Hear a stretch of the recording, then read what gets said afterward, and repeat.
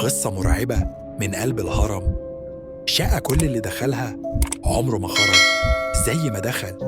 لو قلبك جامد دوس لايك واشترك عشان نكمل الحكاية. بعد ما سابوا الشقة فاضية بدأت تبان حكايات أغرب.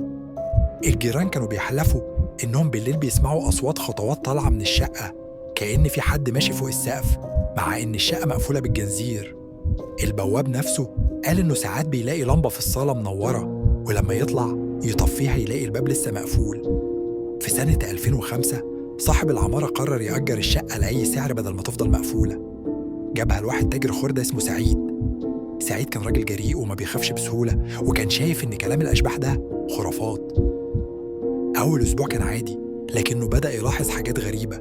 في يوم لقى باب الأوضة مقفول من جوه مع إنه قاعد لوحده، وصوت خطوات ماشية ناحية السرير وهو مش شايف حد. بعد أيام قليلة الجيران صحوا على صريخ عالي جدا جاي من الشقة. لما كسروا الباب لقوا سعيد مرمي في نص الصالة، عينه مفتوحة وإيده متجمدة على وشه، كأنه كان شايف حاجة مرعبة جدا. الغريب إن مفيش أثر لأي حد دخل أو خرج، والشرطة كتبت في المحضر وفاة طبيعية نتيجة سكتة قلبية. بس كل اللي شافوه أقسموا إنه ميت من الرعب. بعد الحادثة دي بقت الشقة لعنة، أي حد يدخلها حتى لو ساعة بيخرج مرعوب.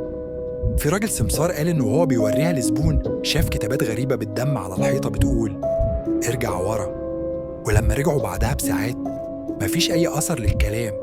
والأغرب إن في بعض الجيران أكدوا إنهم ساعات بيسمعوا أصوات ولاد صغيرين بيضحكوا جوه الشقة، مع إن محدش ساكن فيها بقاله سنين طويلة.